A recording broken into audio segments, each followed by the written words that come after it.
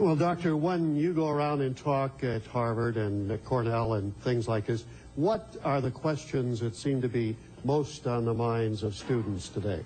Questions are very, very predictable.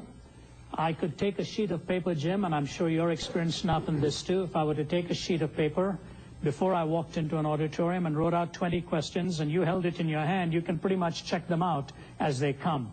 The first question, almost anywhere, as it was at Harvard too, how can you talk about the existence of an all-loving and an all-perfect God when there is so much of evil in this world? Does it not strike you as contradictory that an all-loving and an all-powerful God allows such moral evil, gratuitous evil? That is question number one that surfaced from the audience. Well, let's start with that then. What I'm sorry, I've got to leave now. No, leave that with me, huh? That's the most difficult, but I'll tell you how what's Rabbi Kirshner's answer to that. What's the way to, that's right, what's the way to deal with it? As I said to the student at Harvard, I said, stay with me for a moment now because I have some questions for you. I said, when you say just such a thing as good, aren't you assuming there's such a thing as evil? That is correct, he said. I said, when you say there's such a thing as evil, aren't you assuming there's such a thing as a moral law on the basis of which to differentiate between good and evil? When you say there's such a thing as evil, aren't you assuming there's such a thing as good? He said, yes. I said, when you say there's such a thing as good, aren't you assuming there's such a thing as a moral law on the basis of which to differentiate between good and evil? He accepted that. And I said, but if you posit such a thing as a moral law, you must posit a moral lawgiver, but that's whom you're trying to disprove, sir, and not prove. If there's no moral lawgiver, there's no moral law. If there's no moral law, there's no good. If there's no good, there's no evil. What is your question?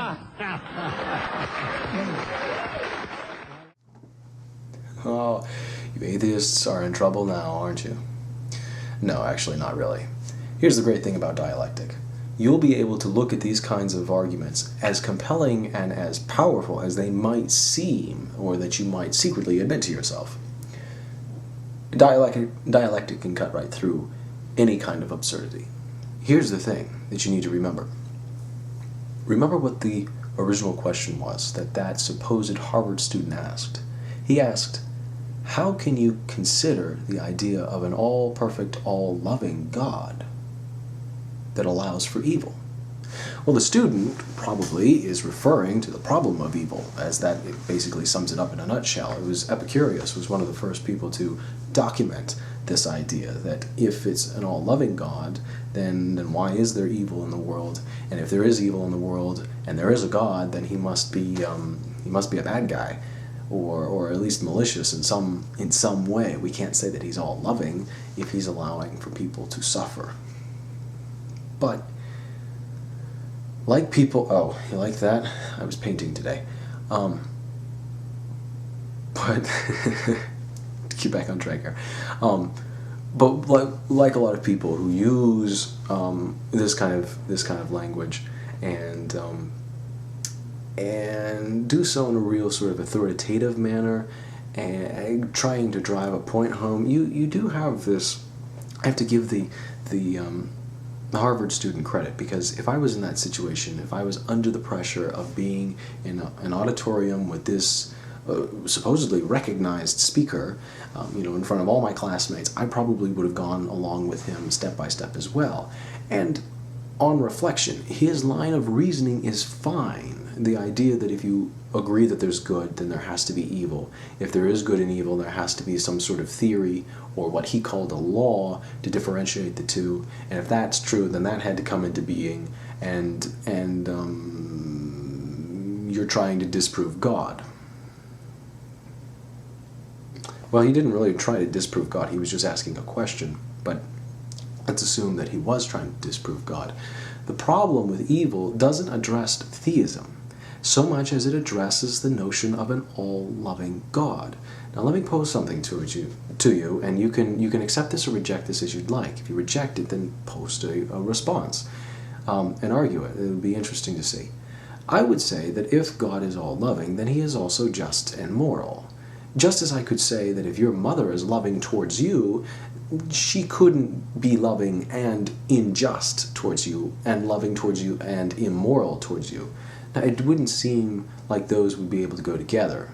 if someone is loving towards another, then justice and morality just are things that come by virtue of that love.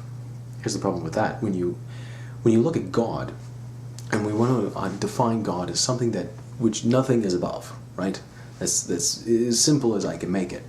God being some sort of entity that above which exists nothing. Here's the problem. If you say that God is loving, if you say that God is moral, if you say that God is just, you are putting God underneath a standard. You're making God into your own image, so to speak. This kind of argument has been raised in the past by other atheist-type videos that I've seen, and it's a good point.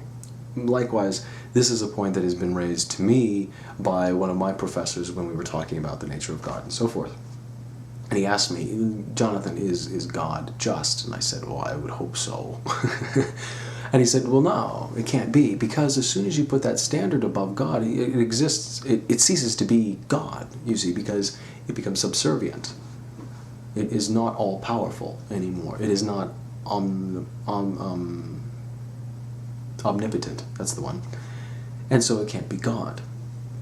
The problem of evil addresses that very problem and that very fact, as did this question posed by the Harvard student. So kudos to him. He was right. And the guy talking on the podium really didn't answer his question. It was assumed. Now, of course, later if you watch that whole video with that professor type talking in that sort of evangelical setting, he goes on to accuse the student of smuggling in his assumptions, I think is how he puts it. And it's all sort of silly because he does the very same thing. He is a culprit of the very thing that he's trying to accuse this kid of, this student of. So one of the reasons I bring this up, and one of the reasons I post this, is because I'm having a sort of lively debate with one of my subscribers on another video, and we're talking about dialectic. And one of the questions that had been raised is, can you know truth through just dialectic alone? And what I just displayed for you, or demonstrated for you, was the proof, if you will, the proof that if there is a God, he cannot be moral, nor can he be just. And if he cannot be moral and just, I don't think he can be loving either. So it really demands a different idea of God, and it's not a personal God. It isn't the invisible man that makes you feel good at the end of the day, kind of a thing. That is a Judeo-Christian take on the invisible man in the sky. And more importantly, that's the argumentation, or the argumentation that atheists on this website tend to argue against. You're not arguing against theism. And I mentioned this earlier, that I was sick and tired of the atheist and theist debates. Let me reassert my posture a little bit. It's not so much that I'm sick of the debates, it's that the argument truly isn't about theism, nor is the argument really against Christianity. What it really is against is biblical dogmatism. And if you know what dogmatism is, if you haven't, check out my video. Whatever. But I'm sure you know what dogmatism is. That's what you're arguing against, and that's why, even being a theist, I will be behind your arguments 100% of the time, all the time.